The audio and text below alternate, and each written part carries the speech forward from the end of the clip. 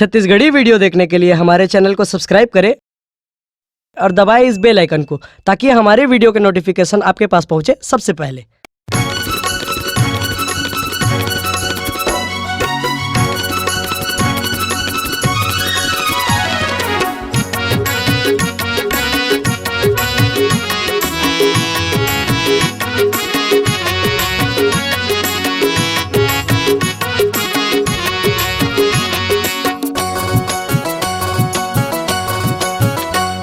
वारलिटी bag तोर कैसन है भेस, वारलिटी बेग तोर कैसन है भेस, बुलट भागा तेरे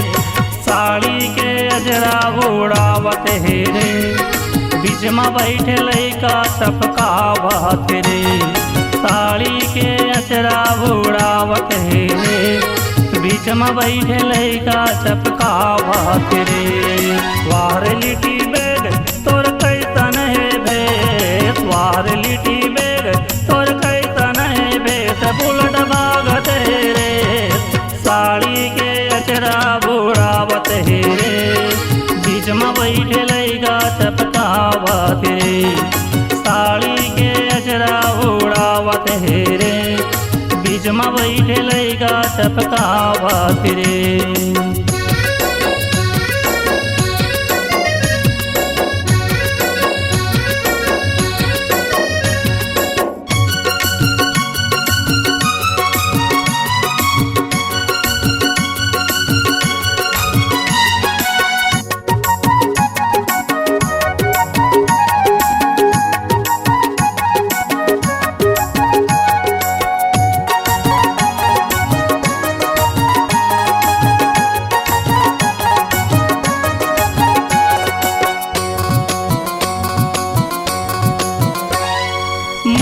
मुरक्की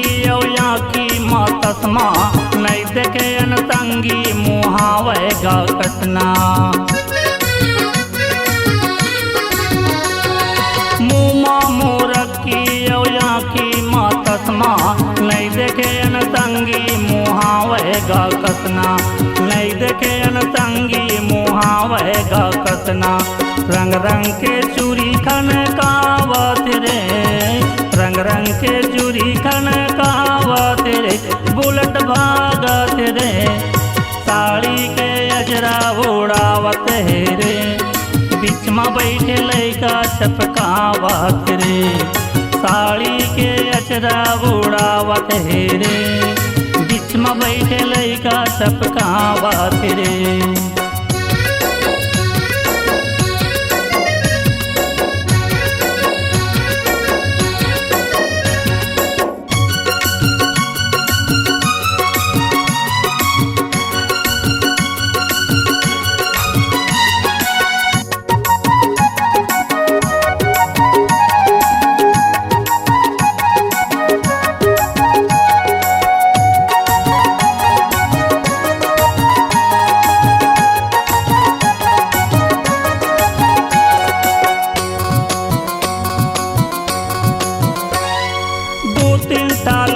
धरे बड़े बड़े बेग लपट के बैठे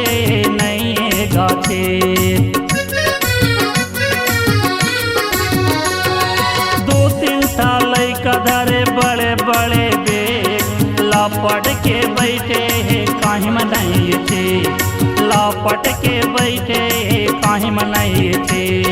चक्का में साड़ी लपटावत रे, चक्का में लपटावत रे, बुलट भागत रे, साड़ी के अजरा उड़ावत है रे, बीच में बैठे लइका टपकावत रे, साड़ी के अजरा उड़ावत है रे, बीच में बैठे लइका टपकावत रे।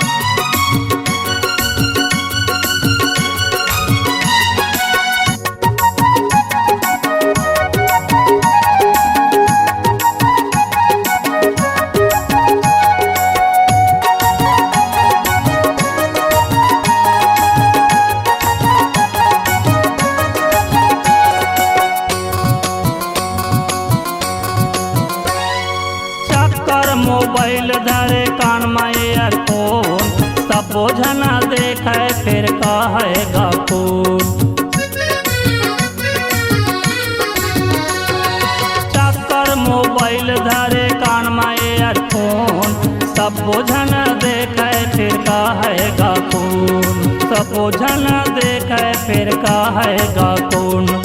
आनी बानी गोट गोटियावत रे, आनी बानी गोट गोटियावत रे, बुलेट भागत रे, साड़ी के अजरा उड़ावत रे, बीच में बैठे लइका चपकावत रे, साड़ी के अजरा उड़ावत रे, बीच में बैठे लइका चपकावत रे। वारलिटी बैग तोर कैसन है भेग, वारलिटी बैग तोर कैसन है भेग, बुलेट भागत रे, साड़ी के अचरा उड़ावत रे, बीच में बैठे लइका चपकावत रे, साड़ी के अचरा उड़ावत रे, बीच में बैठे लइका चपकावत ना,